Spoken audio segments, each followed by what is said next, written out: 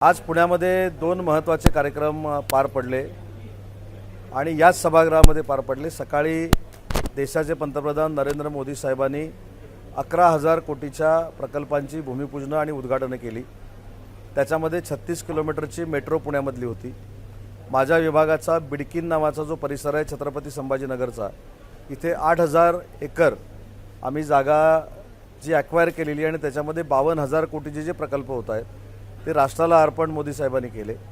त्याच्यानंतर क्रांतिज्योती सावित्रीबाई फुलेंची जी शाळा होती भिडेवाड्यातली, त्याचा देखील जीर्णोद्धार करण्याचा निर्णय हा सरकारने घेतला, त्याला देखील पैसे मंजूर केलेले आहेत। आणि आत्ताचा जर आपण कार्यक्रम बघितला तर या 2.25 वर्षामध्ये ज्या पद्धतीनं उद्योग विभाग हा देशामध्ये परकीय गुंतवणुकीमध्ये 1 नंबरला आलेला आहे, त्याचं प्रेझेंटेशन या पश्चिम महाराष्ट्रातल्या सगळ्या असोसिएशनला व्हावं, उद्योजकांना व्हावं, MSMEच्या उद्योजकांना व्हावं, मुख्यमंत्री रोजगार निर्मितीच्या लाभार्थ्यांना काही आम्ही लाभ वाटप केला, विश्वकर्माच्या लाभार्थ्यांना लाभ वाटप केला।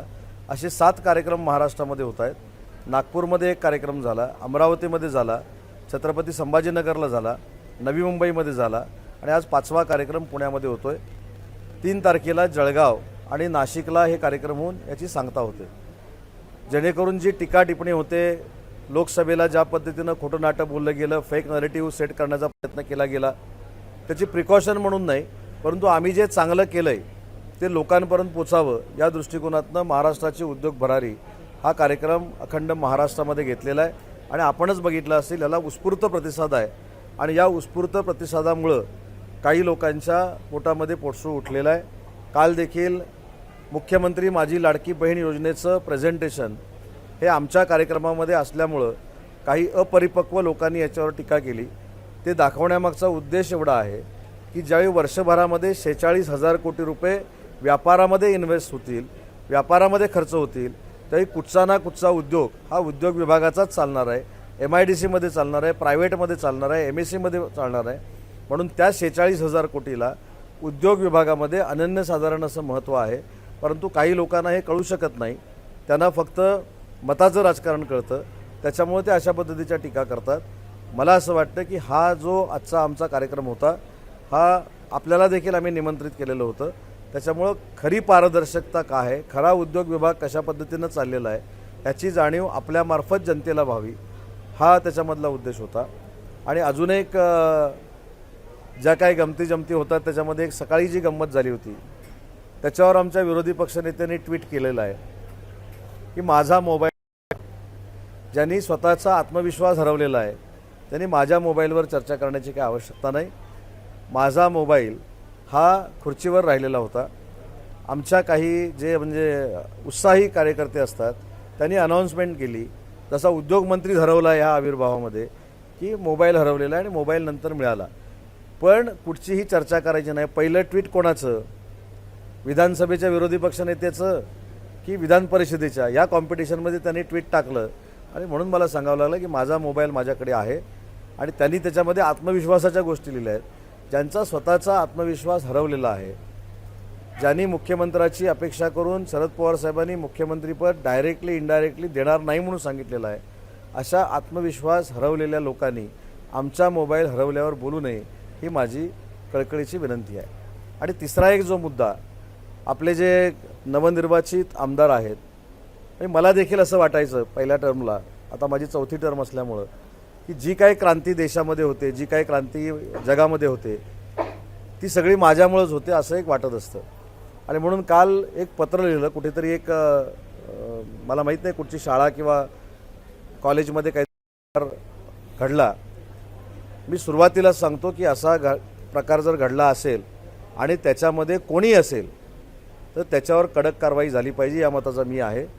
आणि अशा पद्धतीची प्रवृत्ती ठेचून काढली पाहिजे, नीच प्रवृत्ती या मताचा मी आहे। पण त्याच्यामध्ये असं लिहिण्यात आलं की सानप नावाचा एक कोणतरी माणूस हा उच्च व तंत्रशिक्षण विभागाचा, मी मंत्री असताना माझ्याकडे ते PA म्हणून कामाला होते की OSD म्हणून कामाला होते, ते नक्कीच माझ्याकडे OSD म्हणून कामाला होते, त्याच्याबद्दल नाकारण्याचा काही प्रश्न येत नाही। पण अशा गोष्टी करा असं काय मी उच्च व तंत्रशिक्षण विभागाचा मंत्री असताना त्यांना सांगितलं नाही। पण कदाचित धनगेकर साहेबांना माहिती नसेल की त्यांना माझ्याकडे ठेवण्यासाठी कोणी शिफारस केलेली होती। ते आज उबाठाचे म्हणजेच महाविकास आघाडीचे विद्यमान खासदार आहेत. त्यांनी माझ्याकडे त्यांना पाठवलेलं होतं, त्यांनी माझ्याकडे त्यांना OSD म्हणून घ्यायला लावलेलं होतं. मग माझ्यावर आक्षेप घेत असताना त्यांच्यावर देखील आक्षेप येतो की अशा व्यक्तीला माझ्याकडे त्यांनी का पाठवलं. मग त्यांची पण चौकशी झाली पाहिजे. म्हणून काही लोकांना अतिउत्साहाच्या भरामध्ये कोणाची नावं टाकून काही बदनामी करण्याचा प्रयत्न ते करत असतात. तर मला त्यांना विनंती करायची आहे की पूर्ण गोष्टीची खात्री झाली आहे. अशा पद्धतीची ट्विट किंवा अशा पद्धतीची पत्र देऊ नये. उत्साहाच्या भरात ते देतात, परंतु मग त्यांना माहिती नसतं की आपण ज्या महाविकास आघाडीमध्ये आहे त्याच खासदारांनी त्यांना शिफारस केलेली आहे, तेच खासदार त्यांना माझ्याकडे घेऊन आले होते, त्यांच्या अडचण होते म्हणून सांगून माझ्याकडे त्यांना ठेवलेलं होतं.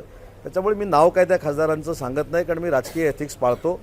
त्या खासदारांचा पण त्यामध्ये काय दोष आहे असं मानत नाही, परंतु ते माझ्याकडे जे बोट दाखवत आहेत मग त्याच्यामध्ये ते देखील सामील आहेत आणि वेळ पडल्यास मग त्या खासदारांचं नाव मी जाहीर करेन. हां काय ते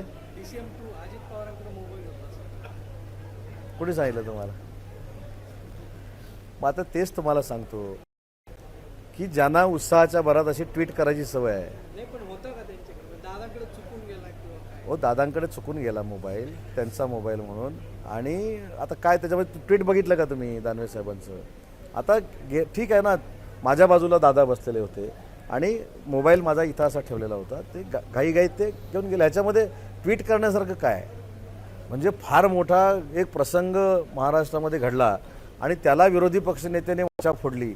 आता भविष्यामध्ये तेच उमेदवार आहेत भविष्यातले उबाठाचे. अशा आविर्भावात ट्विट करायची काय गरज आहे? विषय मोबाईलचा आणि ट्विट, ठीक आहे, ते कॉम्पिटिशन आहे. विरोधी पक्षनेते विधान परिषद आणि विरोधी पक्षनेते विधानसभा, याच्यामध्ये पहिलं ट्विट कोणाचं करायचं.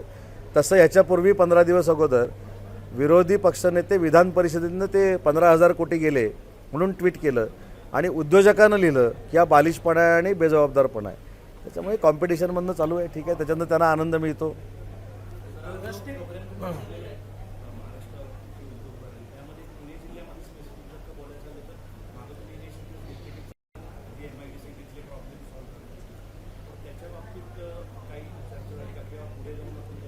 चाकणच्या बाबतीमध्ये मी ज्या दिवशी आपल्याला सांगितलं त्याच्यानंतर 7 ते 8 दिवसांनी मी त्यांची बैठक घेतली.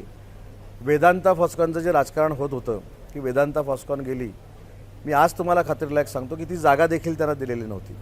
तर ती जागा आता आम्ही MIDCच्या ताब्यात घेतली. आम्ही ती उद्योजकांना देतोय. लॉजिस्टिक्ससाठी हिरानंदानी फार मोठी कंपनी त्या ठिकाणी येते, अनेक लॉजिस्टिक पार्क येत आहेत, महिंद्राचं एक्सपान्शन त्या ठिकाणी येतं आहे. त्याच्यामुळे मला असं वाटतं की चाकण असेल, तळेगाव असेल, याच्यामध्ये जे एक्सपान्शनच्या जागा आम्हाला घ्यायच्या होत्या त्या आमच्या ताब्यामध्ये आलेल्या आहेत. सर, त्याचबरोबर आज मुख्यमंत्र्यांनी पुरंदरच्या एअरपोर्टबद्दल त्यांनी सांगितलेलं आहे की अजून सुद्धा जागा तुमच्या खात्याकडून हँडओव्हर झाली, म्हणजे अर्थात काय प्रोसेस आहे कुठपर्यंत? नाही, याच्यामध्ये साहेबांनी जे भाषणामध्ये सांगितलं ती वस्तुस्थिती खरी आहे की हा प्रकल्प विकासाच्या दृष्टीनं, पुणेकरांच्या दृष्टीनं अतिशय महत्त्वाचा आहे. माननीय एव्हिएशन राज्यमंत्री मुरलीधर अण्णा त्याची बैठक पुढच्या 3-4 दिवसामध्ये आयोजित करत आहेत. त्या बैठकीला मी देखील पुण्यामध्ये येणार आहे आणि आम्ही एकत्र येऊन निर्णय घेतो आहे की पुरंदरची जागा आहे ती कशा पद्धतीनं ॲक्वायर करायची, त्याच्यामध्ये जे उद्योजक आहेत त्यांचा वाटा त्याच्यामध्ये काय राहणार आहे, या संदर्भातलं मॉडेल येत्या 3-4 दिवसामध्ये 8 दिवसामध्ये ठरेल. आणि पुरंदरच्या MIDCची विमानतळाची जागा आहे ती MIDCकडनं ॲक्वायर करायला आम्ही सुरुवात करू.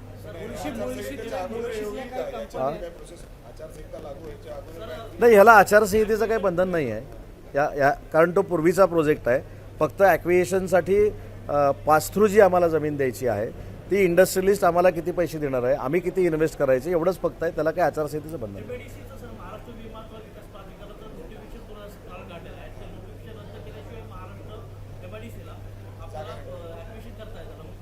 या संदर्भातले सगळे प्रश्न सोडवण्यासाठीच एव्हिएशन मिनिस्टर जे आहेत त्यांच्या अखत्यारीमध्ये काही विभाग येतात आणि माझ्या अखत्यारीमध्ये MIDC येते.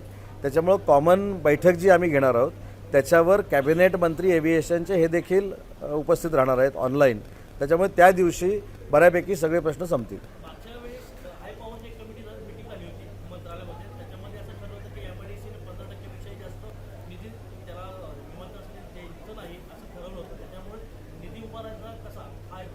एक्झॅक्टली, मी तेच आता बोललो की ही जागा पास थ्रू द्यायची, म्हणजे ही जागा ॲक्वायर आम्ही करायची आणि इंडस्ट्रीजला द्यायची, ते पैसे आमच्याकडे जमा करणार, आम्ही ते शेतकऱ्यांना द्यायचे, असं एक मॉडेल आहे.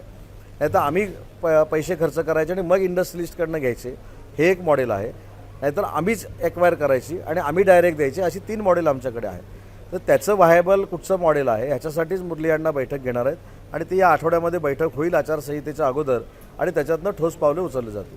मुळशीतल्या काही कंपन्या आहेत रस्ते नसल्यामुळे गुजरातला जाण्याच्या तयारी घेतल्यासंदर्भात काय बोलणं झालंय, काय वेगवेगळ्या काही लोकांना शालेय शिक्षणामध्ये, माध्यमिक शिक्षणामध्ये बाकी देशातली राज्यच माहिती नाहीत. त्यांना असं वाटतं की आपल्या देशामध्ये एकच राज्य आहे आणि ते गुजरात. जे काही जातं ते गुजरातमध्ये जातं. असं कुठेही गुजरातमध्ये काही गेलेलं नाही. इन्फ्रास्ट्रक्चरला तिथं जे काही पैसे पाहिजे होते ते देखील आपण उपलब्ध करून दिलेले आहेत. तुम्हाला माहिती आहे की यावर्षी पश्चिम महाराष्ट्रामध्ये आणि विशेषतः पुण्यामध्ये देखील कसा पाऊस झाला. पावसामध्ये अस्फाल्टिंग आणि कॉन्क्रिटिंग सुरू होऊ शकत नाही. पाऊस गेल्यानंतर तातडीनं ती कामं सुरू केली जातील.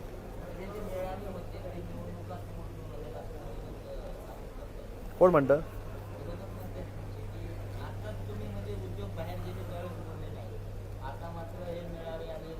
असं कोण म्हणतात? तुम्ही किती? विरोधक म्हणतात असं टीका. एक लक्षात घ्या, मी भाषणामध्ये देखील सांगितलं, विधानसभेमध्ये ज्यांची बोलण्याची कुवत नाही त्यांनी आमच्या श्वेतपत्रिकेला विधानसभेमध्ये भाषण करून देखील विरोध केला नाही. ज्या पवित्र ठिकाणी आम्ही देशात पहिल्यांदा व्हाईट पेपर काढला प्रकल्प गेलेल्याच्या बाबतीमध्ये, मग तिथं बोलायला काय तोंड धरलं होतं का त्यांचं कोणी? त्याच्यामुळं पत्रकार परिषद हे काय माध्यम होऊ शकत नाही आमच्यावर टीका करण्याचं. तुम्ही सांगितलं पाहिजे की अंबानीच्या घराखाली ज्या सचिन वाझेनं जिलेटिन ठेवले म्हणजे बॉम्ब ठेवले, त्याला 100 कोटी रुपये वसुलीची जबाबदारी कोणी दिली होती? आणि अशा भयावह वातावरणामुळे घाबरून जे इंडस्ट्रियलिस्ट गेले त्याच्यामध्ये काही इंडस्ट्रियलिस्ट होते. आम्ही दाखवून दिलं की कसलंही घाबरण्याचं कारण नाही, सरकार तुमच्या सोबत आहेत. म्हणूनच परकीय गुंतवणुकीमध्ये आम्ही हा सर्वे केलेला नाही. हा सर्वे RBIचा आहे आणि त्याच्यामध्ये सलग 2 वर्ष आपण कोसो मैल बाकीच्या राज्यांना मागं टाकून परकीय गुंतवणुकीमध्ये पुढे आहोत. जेम्स अँड ज्वेलरी गेली म्हणून सांगितली. मी जबाबदारीनं सांगतो की विश्वात सगळ्यात मोठी जेम्स अँड ज्वेलरी पार्क हे आपल्या नवी मुंबईला होते, ज्याच्यातनं 1 लाखाचा रोजगार उपलब्ध होणार आहे. पण काही लोकांना डोळे असून सुद्धा दिसत नाहीत, त्याला माझा नाईलाज आहे. प्रदूषण महामंडळाकडून अनेक कंपन्यांना नोटीस दिल्या जातात. कंपन्यांमुळे प्रदूषण नाही, मी स्पेसिफिक एका कंपनीचं नाव घेऊन सांगतो, म्हणजे सगळ्या असं फिरून आपण नको. मर्सिडीजला जी नोटीस दिली गेली या बाबतीत मी स्वतः भिडे नावाचे जे मर्सिडीजचे अधिकारी आहेत त्यांच्याशी बोललो आणि तो विषय पूर्णतः संपलेला आहे. मर्सिडीजसारखी मोठी कंपनी, त्याच्यामध्ये जर काय त्रुटी असतील तर त्यांनी त्या कंप्लाय केल्या पाहिजेत या मताचा मी देखील आहे. परंतु कुठचीही कंपनी बाहेर जावी यासाठी कोणी प्रयत्न केलेले नाहीत. मी स्वतः पुढाकार घेतला. मुख्यमंत्र्यांच्या सांगण्यानंतर मी मर्सिडीजच्या लोकांशी बोललो. त्यांचा देखील जो काही त्याच्यातला भाग होता तो त्यांनी पूर्ण केलेला आहे. त्यांनी काही कंप्लायन्स केलेला आहे. त्याच्यामुळं तो विषय सरकारसाठी संपलेला आहे. प्रकाश आंबेडकरांचं असं म्हणणं आहे 8 ते 12 ऑक्टोबरच्या दरम्यानमध्ये राष्ट्रीय भूकंप होणार आहे, उलटा पालक नीतीप्रमाणे. त्याकडे कसं बघताय? आता ते 8 ते 12मध्ये बघावं लागेल ना, आणि आता काय बघणार? त्यांच्याकडे काय असं गुपित आहे जो गौप्यस्फोट त्यांनी केला? कुठं काय राजकीय भूकंप होणार त्यांनाच माहिती असेल ना. आता मला ते टेन्शन आहे. 8 तारखेपासून 12 तारखेपर्यंत आम्हाला कोणाला झोप लागणार नाही, तर बघत राहावं लागेल काय होईल. सांग काय काय काय धर्मवीर टू हे सिनेमा काढून इलेक्शनच्या अगोदर एक वेगळा नॅरेटिव्ह सेट करण्याचा प्रयत्न. हे बघा, हे कुणी बोलावं? ज्यांचे नेते अमेरिकेमध्ये जाऊन आरक्षण आम्ही रद्द करू आणि संविधान बचाव म्हणून सांगतात, अशा लोकांनी, अशा पदाधिकाऱ्यांनी आमचा नेरेटिव्ह काय आहे हे आम्हाला सांगून सल्ला देऊ नये. पहिली गोष्ट, आरक्षण रद्द करणं म्हणजे संविधान बदलणं. पूर्वी याच नेत्यांकडनं असं बोललं गेलेलं होतं की काँग्रेस पक्ष हा एक सक्षम पक्ष आहे, तोच संविधान बदलू शकतो. हे यूट्यूबवर आहे, मला सांगायची आवश्यकता नाही. त्यांचेच वंशज परत एकदा अमेरिकेमध्ये जाऊन सांगतात की देशामध्ये ज्यावेळी समानता येईल असं मला वाटतं तेव्हा मी आरक्षण रद्द करेन. याचा अर्थ कधीही ते आरक्षणासोबत नव्हते. मंडोल आयोगाला देखील त्यांनी विरोध केलेला होता. त्याच्यामुळे जे आरक्षणाच्या विरोधात आहेत त्यांनी संविधान बचावचा जो नरेटिव्ह, फेक नरेटिव्ह सेट केला होता, त्याच्यावर त्यांनी पहिलं पत्रकार परिषद घेऊन सांगावं की त्याचं नक्की काय आहे ते. आमच्यावर त्यांना बोलण्याचा अधिकार नाही.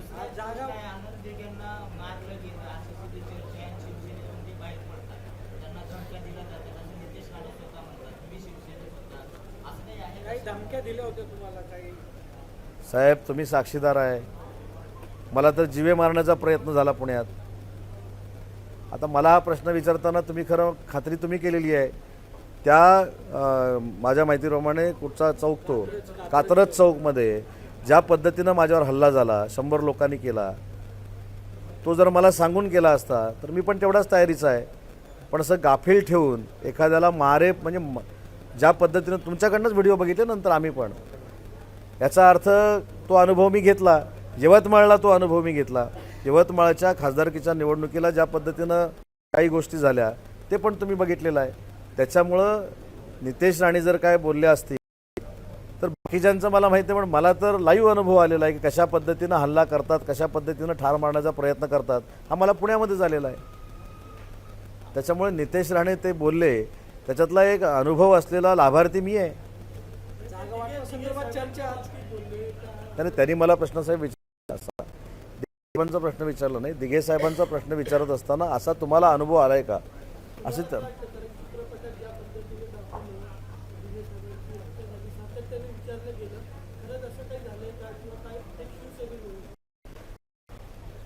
तुम्हाला देखील 100% असं वाटत असेल की संशयाला वाव आहे. म्हणजे महाराष्ट्रातल्या कुठच्याही व्यक्तीला जरी विचारलं की धर्मवीर आनंद दिघे साहेबांच्या मृत्यूबाबत काय आहे, म्हणजे मी काय आनंद दिघे साहेबांबरोबर काम करण्याचं भाग्य काय मला लाभलं नाही, परंतु मी जे काय वाचलं आहे, मी जे काय सहकाऱ्यांकडनं ऐकलं आहे की ज्यावेळी 4:30-5च्या दरम्यान, मला आता स्पेसिफिक टायमिंग सांगता येणार नाही कारण मला त्यावेळी चांगल्या पद्धतीनं ते अनेक सहकाऱ्यांशी बोललेले होते. दुसऱ्या दिवशी तिसऱ्या दिवशी संघटना कशी बांधायची आहे, वंदनीय बाळासाहेबांचा विचार कसा पुढे घेऊन जायचा आहे याच्यावर अनेक सहकाऱ्यांबरोबर चर्चा झाली आणि 2 तासामध्ये असं कळवण्यात आलं की ते हृदयविकाराचा झटका त्यांना आला आणि त्यांचा मृत्यू झाला. आता याच्यामध्ये कुठेतरी संशयाला वाव आहे. त्याच्यामुळे मला असं वाटतं की या संदर्भामध्ये जे कोण विरोधक ते निरेटिव्ह सेट करतायत की हे चुकीचं आहे म्हणून, त्यांनी समोर येऊन सांगावं. कारण त्यांच्यातले अनेक लोक असे आहेत या मताशी सहमत आहेत, पण आता कदाचित ते तिथं असल्यामुळे सांगणार नाहीत. चित्रपटात ज्या पद्धतीने दाखवलं तर मुख्यमंत्री एकनाथ शिंदे यांनी आजपर्यंत ती गोष्ट सांगितली नाही, ती सांगावी असं वाटतं तुम्हाला? चित्रपटामधनं जे सांगितलेलं आहे ती गोष्ट एकनाथ शिंदे साहेबांनी कधीतरी महाराष्ट्राला सांगितली पाहिजे. ही खरोखरच वस्तुस्थिती आहे. कारण एकनाथ शिंदे साहेबांनी देखील काय स्ट्रगल केला आहे, एकनाथ शिंदे साहेबांचा अपमान कशा पद्धतीनं झालेला आहे, एकनाथ शिंदे साहेबांना कशा पद्धतीनं बोललं गेलं याचा साक्षीदार मी देखील आहे. त्याच्यामुळं ज्यांना हे माहितीच नाही किंवा ज्यांना माहिती असून काही लोक पांघरून घालत आहेत त्यांना त्या पिक्चरवर बोलण्याचा अधिकार नाही. आज जागा वाटपासंदर्भात चर्चा आहे, तुम्ही असणार चर्चेला किती जागेवरती अपेक्षित आहे? आता तुमच्याकडे कुठच्या सूत्रानं ही माहिती आली मला माहीत नाही, पण जागा वाटपासाठी आज बसणार आहेत हे तुमच्याकडनं मला कळलेलं आहे. पण काल बसले होते एवढं निश्चित आहे.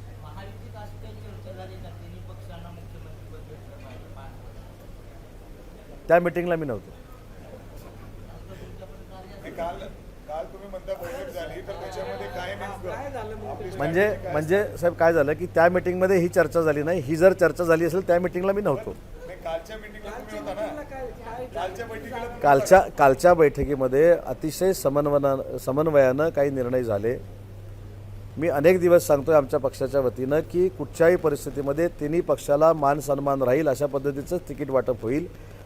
मी अनेक वेळा तुम्हाला सांगितलेलं आहे की आमच्या तिकीट वाटपानंतर तुम्हाला कुठचीही महाराष्ट्रामध्ये ब्रेकिंग न्यूज मिळणार नाही. एवढ्या चांगल्या पद्धतीचं आणि एवढ्या समन्वयाचं आमचं तिकीट वाटप सुरू आहे. त्यातला एक भाग काल पार पडला. शिंदे गटाला किती अपेक्षा आहे, किती जागांची अपेक्षा आहे, अपेक्षा किती जागांची? आता काहीतरी सिक्रेट राहू दे ना. नाही अंदाज 200-500 किती? सिनेटची निवडणूक झाली तर शिवसेनेने जल्लोष केला, मग कमी नाही आता त्या जल्लोषानंतर परत जल्लोष करायला वावच मिळणार नाही ना. त्याच्यामुळे विद्यार्थ्यांच्या निवडणुकीची जी जल्लोषाची संधी आलेली आहे ती विद्यार्थ्यांची मानली आणि सिनेटमध्ये स्वतः डबल टिबल नावं लावून सिनेटचा विजय झाला म्हणजे विधानसभा जिंकली. हे काल जे काय बोलत होते तो म्हणजे सगळ्याच जगातला कालचा मोठा विनोद होता. म्हणजे सिनेट जिंकली म्हणजे आता आम्ही जग जिंकलं अशा आविर्भावात ते होते. पण तसं काही राजकारण नसतं. अनेकांना अजून राजकारणात येऊन निवडणुका लढवायच्या आहेत जे काही बोलत होते त्यांना. आणि सिनेटची निवडणूक अखिल भारतीय विद्यार्थी परिषद एवढ्यासाठीच सांगत होती की रिपिटेशन झालेली नावं, बोगस असलेली नावं, नातेवाईकांची लिहिलेली नावं याच्यावर त्यांना आक्षेप होता आणि हे चित्र भविष्यामध्ये निर्माण होणार आहे हे अखिल भारतीय विद्यार्थी परिषदेला माहिती होतं, म्हणूनच त्यांनी आक्षेप घेतलेला होता. त्याच्यामुळे हा रडीचा डाव आहे. तरी ठीक आहे, ते जिंकले, लोकशाहीतला विजय आम्ही मान्य करतो. पण ज्या गुलालाची उधळण आणि हे म्हणजे मला असं वाटलं की विधानसभाच जिंकली यांनी. पण ठीक आहे, मी पण असं मानून घेतलं की विधानसभेमध्ये आता हा काही योग येणार नाही.